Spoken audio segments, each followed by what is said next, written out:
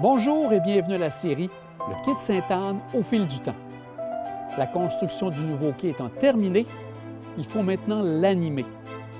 Et l'idée d'une navette fluviale fait son chemin.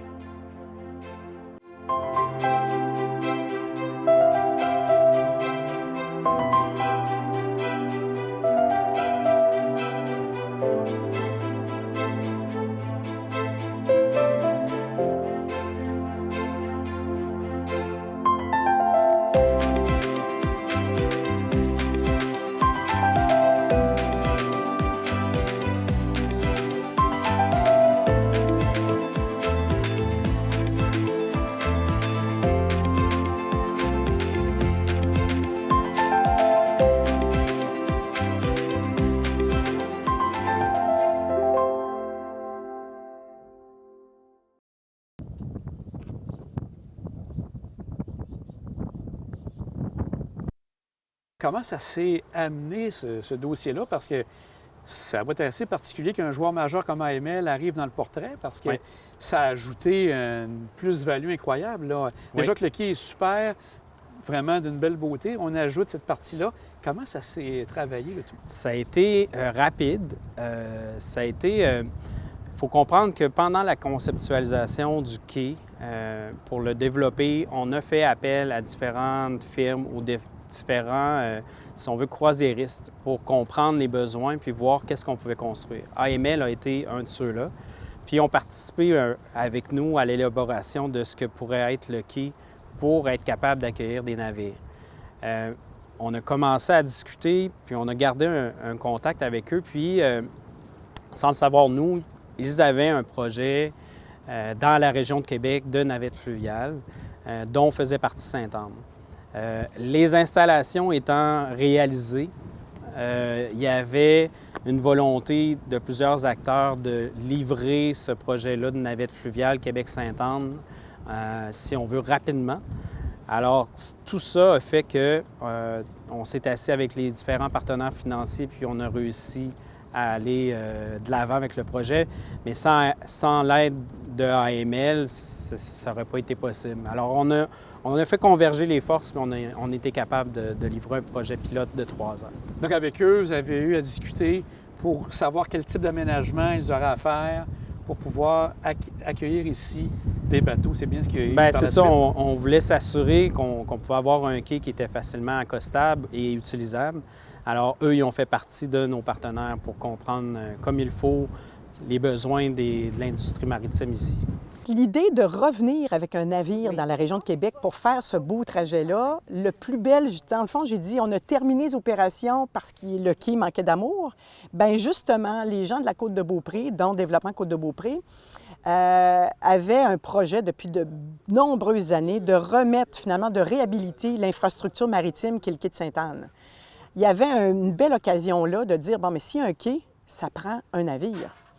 Alors, c'est la raison pour laquelle, en 2021, quand on réfléchissait à comment est-ce qu'on pouvait, dans la grande région de Québec, doter la région de produits attractifs, de redonner accès au fleuve aussi, à la fois aux résidents, mais aussi aux visiteurs de passage qui sont très nombreux dans la capitale nationale, bien, c'est là qu'est revenue l'idée des navettes fluviales, une idée qui avait émergé déjà dans les années 90, puis qui avait été laissée sur pause. Et là, on avait une belle occasion de repartir le projet des navettes fluviales, parler d'un grand réseau de navettes pour Québec. Et le premier qui a été doté d'un lien fluvial, bien c'est ça, c'est Sainte-Anne-de-Beaupré avec son merveilleux quai. Donc, contacte les partenaires, on commence à regarder si c'est faisable, puis on se rend compte qu'il n'y a pas de barrière. Tout le monde nous dit, ben oui, ça serait vraiment une belle idée qu'en inaugurant le nouveau quai, on puisse avoir un navire en opération. Donc, je dirais que c'est de mars à juin que tout s'est mis en place. Quand même une grosse opération, hein, parce que c'est un projet pilote de 3 ans d'à peu près 4 millions de dollars pour rouler le navire. On a d'excellents partenaires chez Croisières AML pour faire ça, qui font un service top qualité. Déjà l'année passée, en 22, là, le bilan qui était assez incroyable, puis on était très heureux de voir ça. 35 des passages l'année passée, ça c'était des gens de la côte qui se dirigeaient vers Québec. Alors, ils ont privilégié un transport collectif fluvial, vivre une expérience fluviale pour se rendre à Québec. Et évidemment, le reste de la clientèle, c'était des locaux ou des touristes de passage dans Québec qui s'en viennent ici. Ils choisissent de venir explorer la destination, mais à partir d'un transport fluvial. Est-ce que c'est populaire?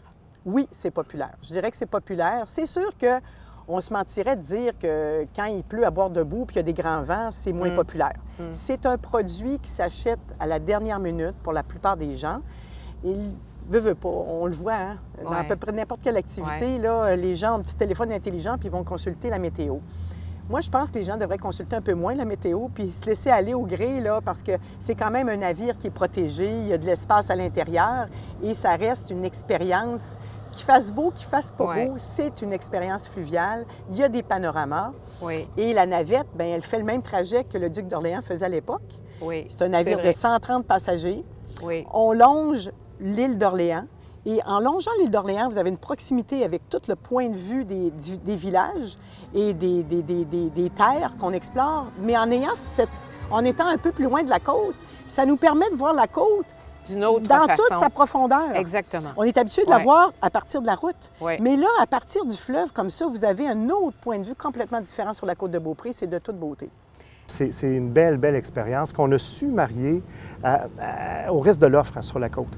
Le produit vélo, on découvre un nouveau potentiel par le produit vélo parce que les gens combinent très bien un segment en vélo sur l'avenue Royale, la véloroute Marie-Hélène-Prémont et un segment en bateau, par exemple, pour faire l'aller-retour à Québec. Avec l'autobus du quai, on peut maintenant se rendre au Mont-Sainte-Anne, se rendre au Canyon de Sainte-Anne aussi. C'est un très beau succès, ça. Pour cette deuxième année d'opération, là, ça fonctionne bien, le bus. Alors, c'est tout ça qui se met en place. Tour aussi à Sainte-Anne, les visites historiques qui sont offertes avec Promas, là, les promenades fantômes.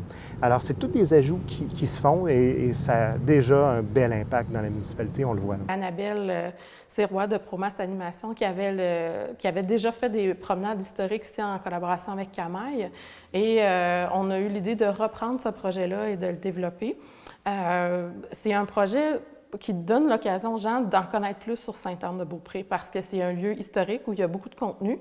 Et Annabelle est allée chercher des partenaires, entre autres Croisière AML, le Sanctuaire, Développement Côte-de-Beaupré, pour être capable de bien faire vivre aux visiteurs qu'est-ce que l'histoire du lieu, l'histoire des gens qui ont vécu ici, l'histoire des hôtels, les anecdotes. Il y a eu plusieurs incendies importants, majeurs, dont celui de 1892 et de 1936. Donc, ça permet aux gens qui viennent ici de voir pas juste les bâtiments aujourd'hui, mais quel a été le parcours de Sainte-Anne-de-Beaupré et des gens qui y ont vécu.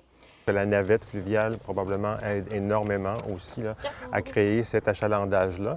Mais maintenant, on sent que le quai s'inscrit très bien dans un réseau là, d'espace public puis de circulation pour les gens aux abords. Mais je pense maintenant aussi que les gens plus loin, au niveau régional, là, maintenant reconnaissent qu'il y a un quai à cet endroit-là puis que quand on prend la peine là, de s'y promener, bien, on découvre des paysages là, qu'on ne pourrait pas soupçonner quand on passe, par exemple, à Sainte-Anne-de-Beaupré. C'est vraiment un élément exceptionnel. C'est sûr qu'en tant que résident, en plus de la côte de Beaupré, pour moi, c'est un projet qui était très, très cher à moi. Compte tenu de mes études antérieures aussi sur l'ensemble du littoral. Mais il faut se rappeler que historiquement, des quais comme ça, il y en avait pratiquement 5 là, sur l'ensemble de la côte de Beaupré. Aujourd'hui, ils sont tous disparus. Il ne reste que celui-là. Donc, c'est d'autant plus important et ça dénote, dans le fond, la valeur culturelle et l'héritage collectif que ce quai-là peut avoir. Donc, de le voir aujourd'hui autant fréquenté, bien, l'objectif est atteint, je pense, de redonner un espace public significatif. Puis ceux qui ne sont pas encore venus sur le quai, bien, je pense que c'est l'expérience de voir le littoral, mais c'est aussi une expérience de pouvoir lire les composantes paysagères marquantes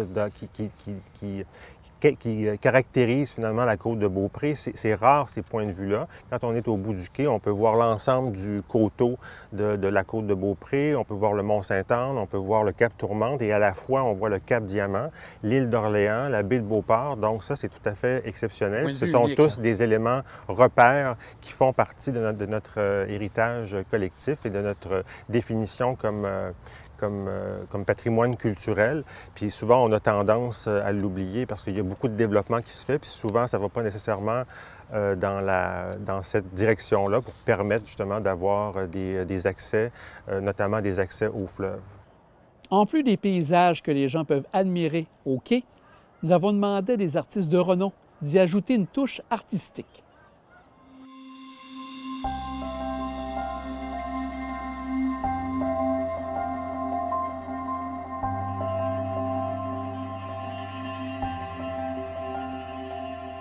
C'est le ministère de la Culture qui supervise le programme d'intégration des arts à l'architecture. Donc, les artistes, on est tous inscrits dans une banque d'artistes et ils font une sélection, une présélection dans la banque d'artistes, ensuite une sélection où ils sélectionnent entre 3 et 5 artistes. Puis là, on est avisé qu'on est mis en concours, on est sélectionné pour un concours. Et c'est comme ça que ça démarre. Et là, à ce moment-là, vous devez présenter un projet. Comment ça se travaille? Bien, il y a une première rencontre avec le bureau d'architecte du projet. Là, on nous explique le projet. On nous donne des plans. Et à partir de là, au tout départ, avant d'aller plus loin, on est tous mis au fait qu'il y a un budget forfaitaire de tant de milliers de dollars. Et on doit composer un projet avec ce montant forfaitaire-là. Puis, à partir de là, bien, on amorce la recherche en atelier, soit par dessin, soit par... moi, c'est toujours de la même façon, c'est en faisant des maquettes. Là, le lieu n'existe pas encore, c'est pas construit, c'est pas terminé. Donc, il faut voir avec les plans de quoi ça va avoir l'air. C'est un concours qui s'appelle Pèlerinard. Puis c'était la première édition dans l'année que j'ai fait mon œuvre. Puis dans le fond, il y avait ça s'appelle le dossier. On pouvait soumettre notre idée, dans le fond, aux dirigeants, là, ouais, puis au jury, puis tout ça. Puis des œuvres qui ont été retenues pour être créées. Puis après ça, il y a eu un concours pour une œuvre sélectionnée qui pourrait rester là plus longtemps. Et là, finalement, vous avez été sélectionné. Oui. Ça s'est fait quand pour avoir un ordre de grandeur du travail que vous aviez à faire? Parce qu'on voit que le quai a été finalisé durant l'été 2022. On se transporte à quel moment pour vous quand vous avez été sélectionné? C'était à l'été 2021. Oh, donc un 12 mois. Oui.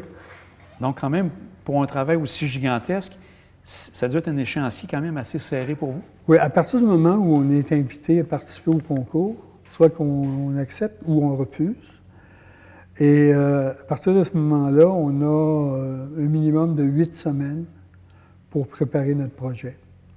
Le projet, c'est la réalisation d'une maquette, les plans et devis, un budget détaillé, un devis d'entretien, tout ce qu'il faut pour pouvoir convaincre le jury.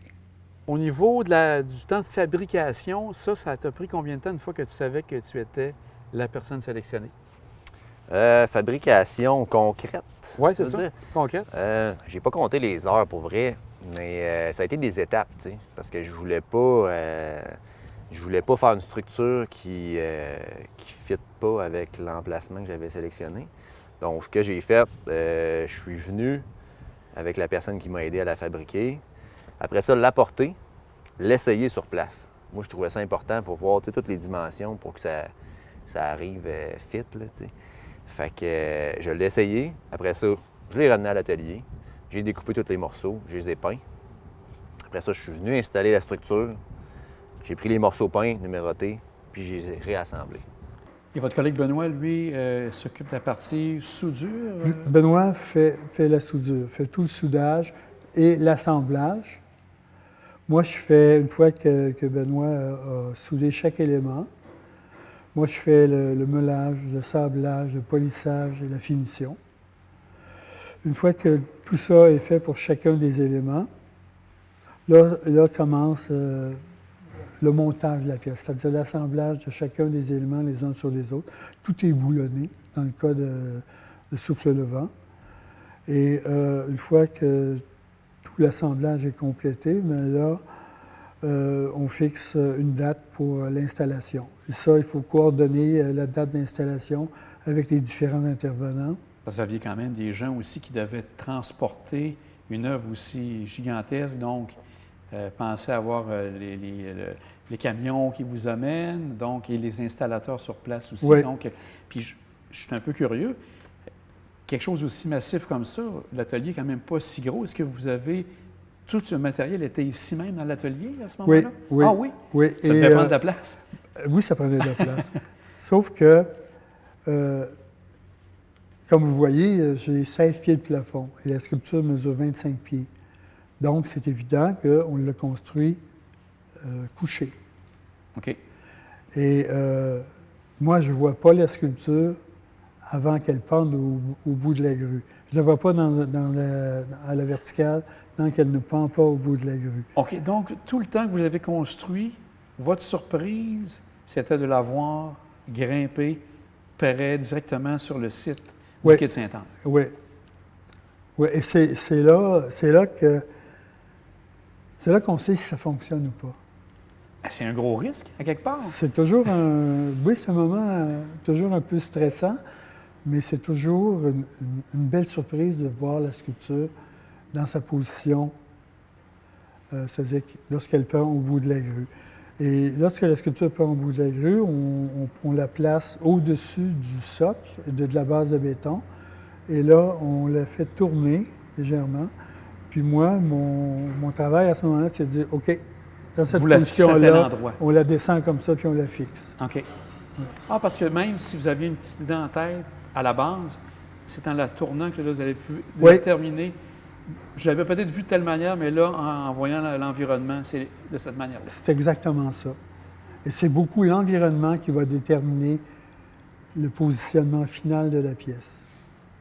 Et pour ce qui est du quai de Sainte-Anne de Beaupré, c'est de loin le plus bel endroit où j'ai installé des œuvres. Malgré des fois des lieux comme vous aviez, je pense au centre de foire, des éléments comme ça, c'est l'environnement qui vous a frappé beaucoup? Ah oui. Oui, pour Sainte-Anne de Beaupré, c'est assez fantastique, là. C'est vraiment très, très, très beau. La juxtaposition des styles de peinture, c'est ça qui m'intéresse le plus. Puis souvent, dans mes tableaux, quand j'ai commencé à peindre, je faisais des parties super denses, super abstraites. Puis là, je me disais, bon, je vais les mettre sur une partie, mettons, qui est plus gestuelle, tu sais. Mais là, tout le temps, aller les faire pour vrai sur le tableau, une par-dessus l'autre, c'était plus difficile. Fait que j'ai commencé à découper des morceaux, puis juste le superposer par-dessus. Fait que là, j'ai vu le contraste des deux. Puis là, ça a commencé à me parler, ce clash de style-là, vraiment mis un à côté de l'autre. Ça a vraiment commencé à me faire triper, fait que j'ai commencé à jouer avec ça, là, différents styles, vraiment un à côté de l'autre. Et donc, autant du côté, on voit la face qui est du côté ouest que la face du côté est, tu as utilisé le même style de chaque côté? Oui, bien pour l'uniformité de l'œuvre, là, tu sais, quand tu fais une œuvre, c'est pas nécessairement la place à mettre plein d'idées. Tu es mieux de faire plusieurs œuvres avec plusieurs idées que une œuvre avec plein d'idées, c'est trop mélangeant. Au niveau des difficultés, est-ce que tu as eu certaines difficultés que tu as vécues par rapport au lieu, ici même au quai, ou généralement ça s'est bien passé? Non, bien j'ai eu la chance quand même d'avoir des gens très collaboratifs pour le transport, puis pour venir prendre des mesures, tout ça. C'était assez simple. Fait que je pouvais venir là, avec mon camion, puis essayer des choses, même si le quai n'était pas nécessairement ouvert. Fait que ça a beaucoup simplifié la tâche, là, parce que sinon, il aurait fallu que je mesure tout, puis je vienne tout le temps faire. C'était un petit peu... Ça aurait été un test que je suis pas nécessairement sûr qu'il fit. Tandis que là, tu avais la possibilité, tu fais des arrangements, tu revenais. De venir concrètement sur le site, là, ouais. Et ça, comme tu disais, tu l'as pas fait seul? Tu avais quelqu'un qui t'accompagnait pour te guider là-dedans? Bien, moi, je fais souvent ça. Là. Je collabore avec des gens de confiance, là, que je suis habitué de travailler avec. Donc, Sophie Laroche, elle m'aide dans beaucoup de projets, puis c'est une super bonne peintre. Elle est plus jeune un petit peu. Fait que nous, on s'est connus par l'entremise du sport, là, puis des amis qu'on avait, là. Fait que, puis je savais qu'elle était peintre. Fait qu'à un moment donné, j'ai juste demandé si ça l'intéressait de travailler avec moi pour différents projets. Sortir la tête de l'eau un peu, là, des fois, là, une chance qu'elle est là. Votre œuvre, quand on la regarde très attentivement, vous vouliez montrer le vent qui fait tourner. Qu'est-ce que vous aviez en tête avec les différentes formes qu'on retrouve dans votre œuvre? Bien, tout d'abord, c'est très simple comme forme, là. Mais c'est juste, moi j'ai travaillé avec un peu comme si c'était le vent qui avait déplacé chacun des objets. Et de façon à créer un mouvement vertical, un peu comme le début d'une spirale. Et c'est simple comme idée, comme concept, mais c'est toujours difficile d'arriver en bout de ligne et d'avoir conservé cette simplicité-là. Parce que c'est particulier aussi, puis même, vous avez imaginé, comme on le voit, un genre d'escalier en collimation. Est-ce que c'était, comme vous dites, poursuivre le mouvement ou vous aviez aussi autre chose en tête quand vous avez fait l'escalier en collimation, j'y avais pas pensé. Ah là. non? OK. Non, pas du tout. C'est vraiment le mouvement. C'est le mouvement, oui. OK. Oui.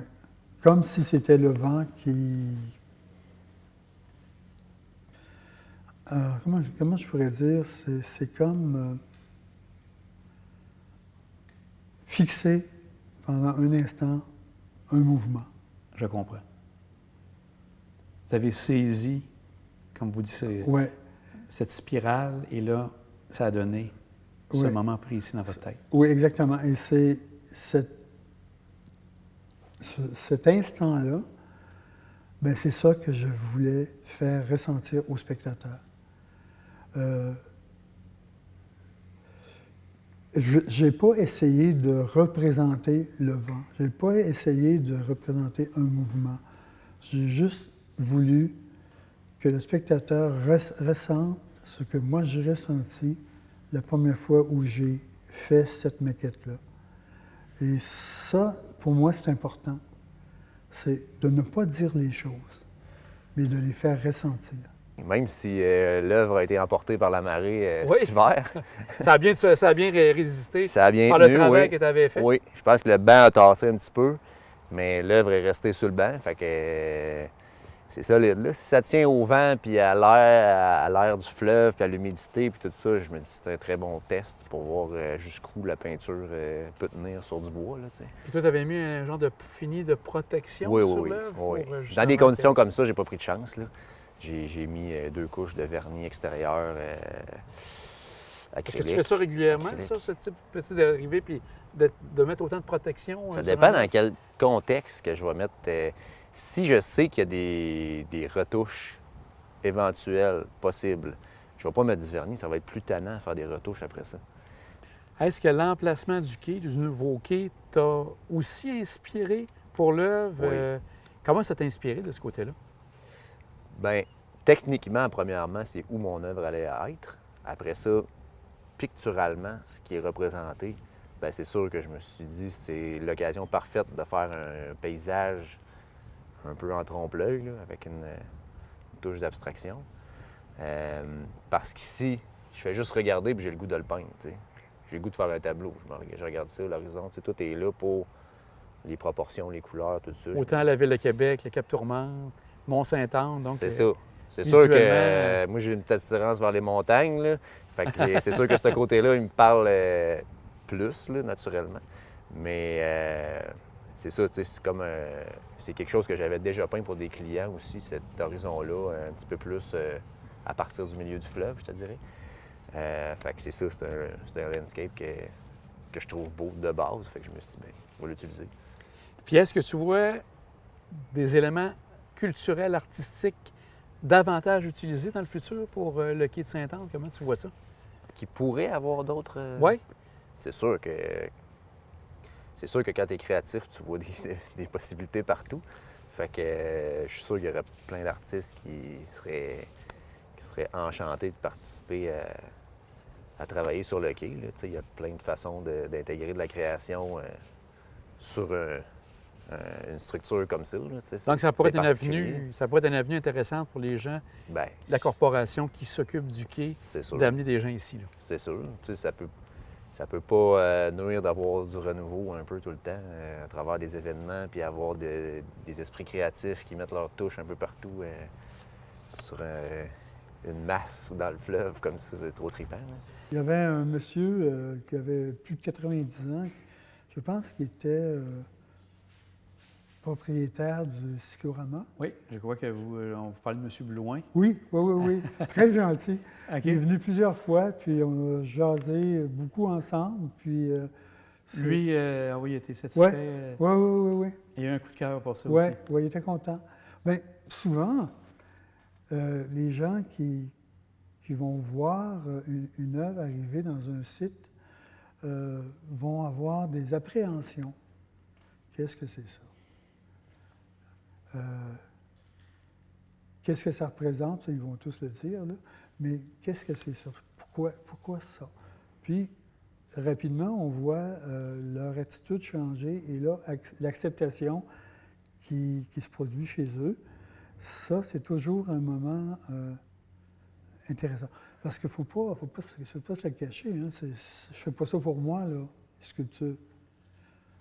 On fait toujours ça pour le public, pour les usagers, pour les gens qui vont venir s'asseoir sur le bord du quai, pour les visiteurs, pour tout le monde.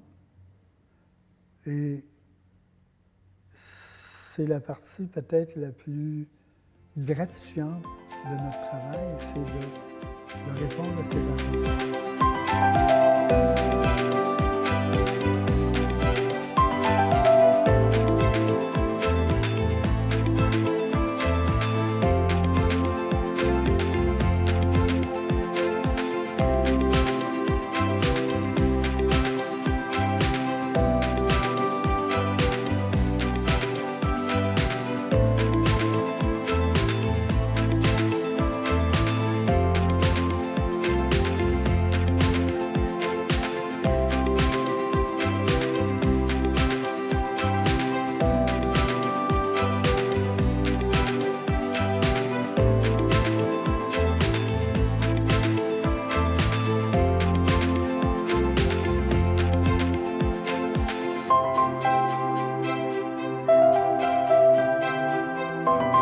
Nous espérons que l'émission vous a plu. On se revoit la semaine prochaine.